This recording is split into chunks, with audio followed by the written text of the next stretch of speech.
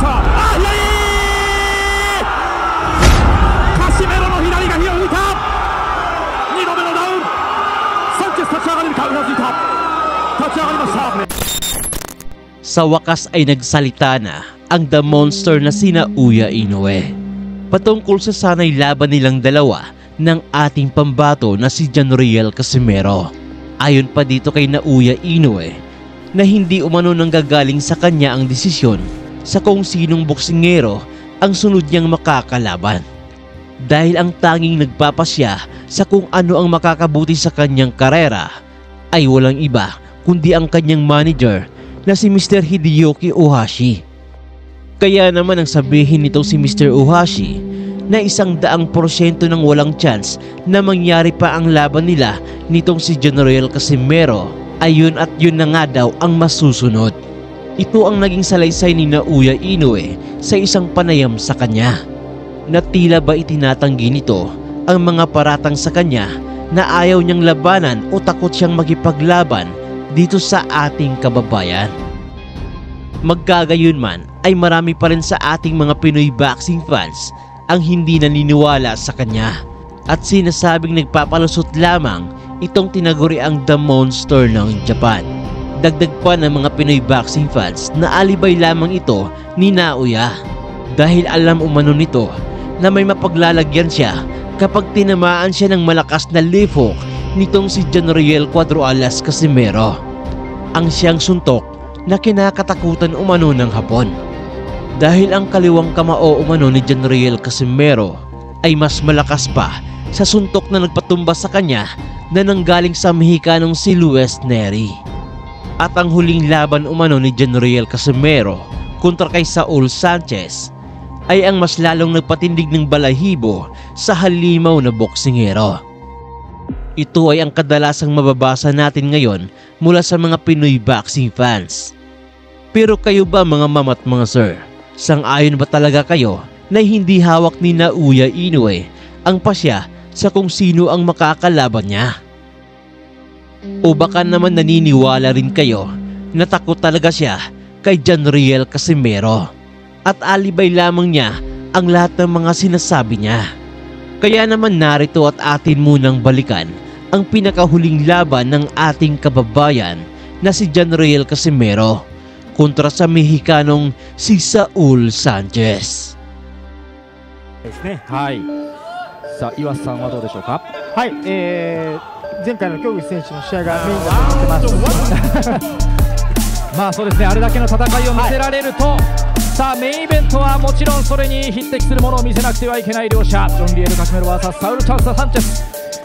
10回戦が始まりました。まずは第1ラウンド、カシメロのコンディションも心配されるんですけれども、いきなりいった、手をついた、しかし右を入れた、手をついたか、どうだ、ダウンか、ダウンです。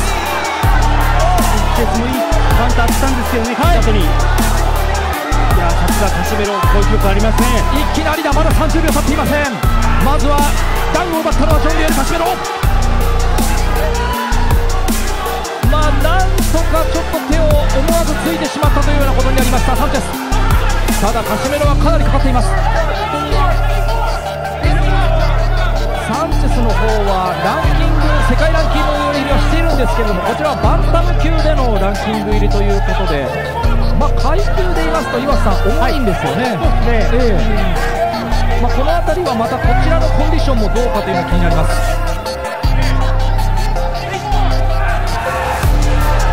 しかしカシメロの方はキレありますね。序盤強いですね。いきなりダウンが奪われました。ただそこからサンチェスの方もいいパンチを返しました。ちょっとこれは目が離せません。ここで左のフック、これサンチェスこれ得意なんですよ。もうためを作らずに左にうまく打ち込めるんですよね。今度はボディに打ち込んでいくカシメロ、少しフェイントを入れました。サンチェス、そこに返して2回目、サンチェスも返した。カシメロの左が火を吹いた。2度目のダウン。サンチェス立ち上がれるか、うなずいた。立ち上がりました。残りは1分。さあカシメロが来るか、仕留めに来る。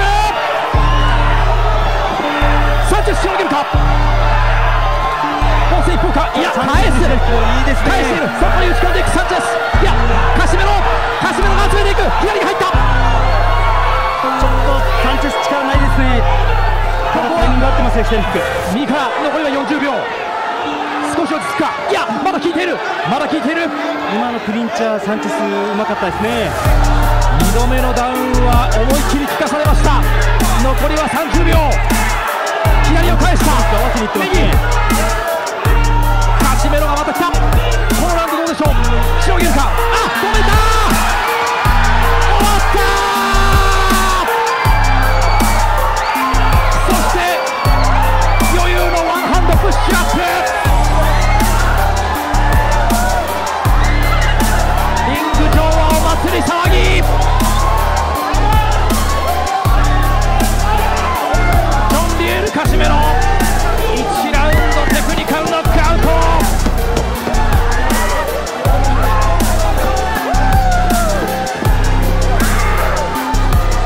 いやー、まずは岩さん、あっという間に終わってしまいました。そうですね。クソムラクソはですね、はい、しょうもね。岩さんのおっしゃることももちろん分かります。さあ亀貝さんいかがでしょう。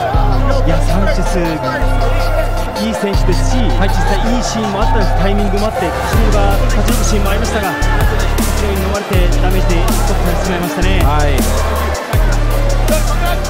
ンチェスは初めてくり自分は試合ではないですよ。そうですよね。体重オーバーした相手に有回に向かいやってきて打ち込みましたしね。まずは最初のダウンというのは思わず手をついたところ、これが2度目のダウンということになりました。最後は決めてしまったジョン・リエル・カシメロ。本当にサンチェスは初めてくり自分は試合ではないですよ。そうですよね。体重オーバーした相手に有回に向かいやってきて打ち込みましたしね。まずは最初のダウンというのは思わず手をついたところ、これが2度目のダウンということになりました。最後はラウンド中に決めてしまったジョン・リエル・カシメロ。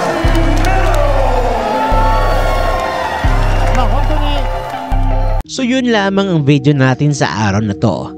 Mag-iwan lamang ng inyong komento at huwag mo sana kalimutang mag-like at mag-subscribe. At i-share na rin ang ating video. At muli, daghang salamat.